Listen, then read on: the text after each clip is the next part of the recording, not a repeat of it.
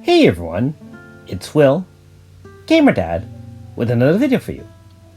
So in today's video, we're going to go with part 3 of 4 and review Milla as a 5-star with her personal weapon as well as her personal Grasta.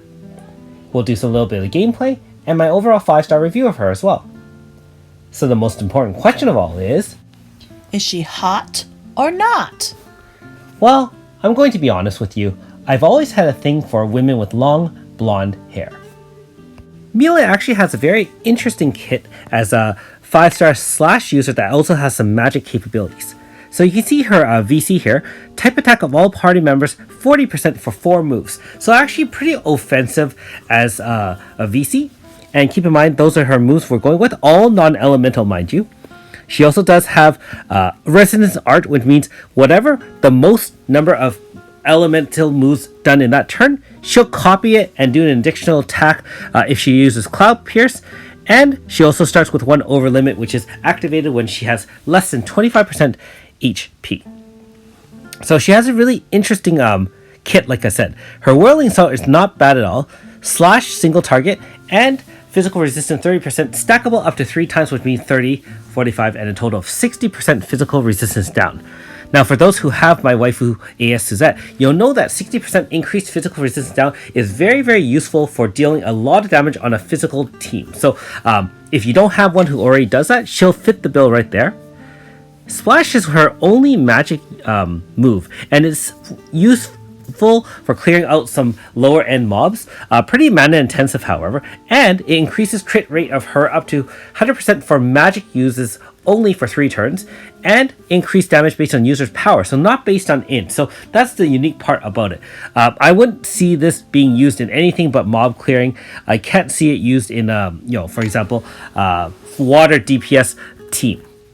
She also does have some debuffs here. She has power down, speed down. So if you are getting outsped by the enemies, the only thing is 2 things. You can either apply speed down for them or speed up for yourself. And she actually does both very well. However, the speed up she can do is only for herself. This one is an AoE that clears speed down for all enemies. So that's not bad at all. And power down can be always useful for preventing damage.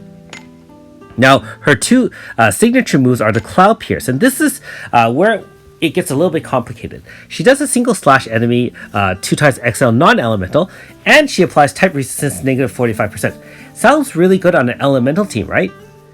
She also does an additional magic attack AoE at turn end and matches the element of the most moves done that turn. See, so that actually doesn't add to zone. So for example, if you do all fire attacks in a fire zone, her end of turn fire attack will be a fire attack. However, it doesn't add to the zone bar. So, at least not in my experience. And this one's also the move that you can spam for the Mystic Arts if she's less than 25%, which I will demonstrate later on in this video. So, the fact that she's non-elemental but puts type resistance down makes her kind of like a mixed use where I find her fit more better in a non-elemental or non-type damage team as opposed to an elemental one. But feel free to leave some comments below if you have found her useful in elemental attack. Now her Overdrive is her spam move, int down 15, which is a minor modest int down, but power and speed increase 30%, just like most of her Tales of counterparts. So up to 60%, 30, 45, and 60, of course. Increased damage based on speed, increased damage based on number of debuffs on the enemy. So again, if you've watched my video against the true spirits, using Renry to apply 3 debuffs right off the bat, you're going to get increased damage from Overdrive right there and then, which will help you clear the mobs in the true spirits fights. So not bad at all, and allows her to stack those speed buffs so she can act first in the battles as well. So you can see her 5-star board. We're just going to scroll up here.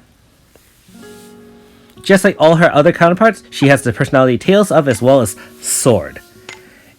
And we're going with pure DPS Grasta here, Pain, non-elemental, and of course her True Proof, which I earned from killing one of the true spirits. So let's take her out for a spin.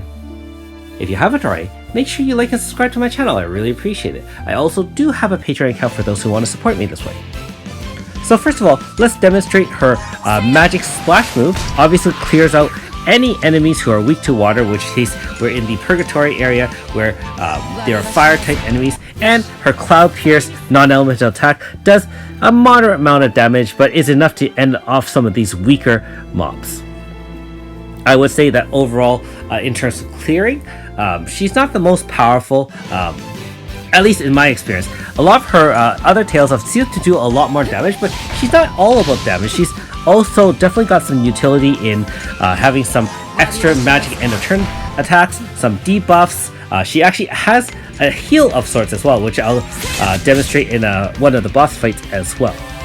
So against the Horror as a solo, the strategy is probably to apply multiple stacks of physical resistance down, and keep in mind that if you're actually using this in a team fight, it's going to help a lot. Now note that she's the only person attacking, so she did a non-elemental attack, which is the Cloud Pierce. At the end of turn, it activates elemental attack based on the element you use that turn. So this one was non-elemental, and what it gave you is it gave you a heal. Very, very, very useful, being that, as I mentioned in many of these other more recent videos, you need a top line DPS fighter that can also provide either support or utility, either buffs or debuffs, for example, shielding, increasing your own damage, mitigation, and or healing. And against some of the tough fighting games, you can't just have a dedicated healer because that person usually does not contribute to AF. Now there's the Elemental Mastery. When she is less than 25%, does one attack of each of the 4 elements and heals her back up full, just like her Tales of counterpart. So quite pretty to watch anyways. Now let's demonstrate her Cloud Pierce. Note that I applied a 40% type resistance debuff, and look that it has an additional fire resistance as well. So they say that it's supposed to be 100% debuff, but if you notice the difference between the first hit and the second hit of Sakia, it wasn't double the damage. So I have a feeling that it's a total of 100%. That means 45 from the white elemental type resist down and 55 from the matching fire resist down. So you can play around with that on an elemental team, but I do find that having more DPS will probably be better than having a Milla, which is kind of a mixed bag of sorts. In my final demonstration, I'm just going to show you a first phase of fighting one of the true water spirit. I have already beaten it with the earth team, but I just want to show how versatile Milla is in a fight like this. Keep in mind that by having multiple debuffs applied by Judgment as well as by Elga with her binary drive, you have the earth resistance down, you have the slash resistance down. She's going to do more damage with her overdrive when we do spam the EF. And by having more non-elemental attack, it allows you to heal at the end of turn after getting hit by a major damage there, and look at that. Helps you survive without having a healer up front, and therefore we can survive for another day. If you fought the true spirits, or you've seen my fights against the true spirits, keep in mind that at turn 4 we're facing a large attack unless we end it and put it to the first HP scalper. So I just want to show you how much she contributes to the damage.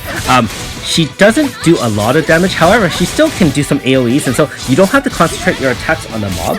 And at the end of the day, she still speeds up a lot. 30% speeds up 2 additional stacks for a total of 3 stacks. It helps give her more moves, which allows you to cycle through and get more multiplier on your combo meter, as well as, let's be honest, it's still giving and contributing a few 100,000 each hit. Nothing like her, nothing like Renri or Elga, but still not bad. And the fact that she's a frontline user that can still contribute to the slash zone plus have some non-elemental heal, not bad at all. Anyways, and there you go. Right after that, you still heal an extra almost 2,000 for everybody. So for video's sake, I only showed the first phase there.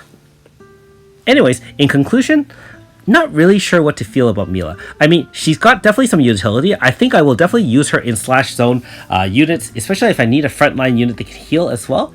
Her other moves, especially the physical resistance down, the Cloud Pierce, which obviously heals, as well as the Overdrive, which speeds her up and applies a modest 15% int down, all will come in handy, but depending on the fight you have, then you'll probably use someone else as well.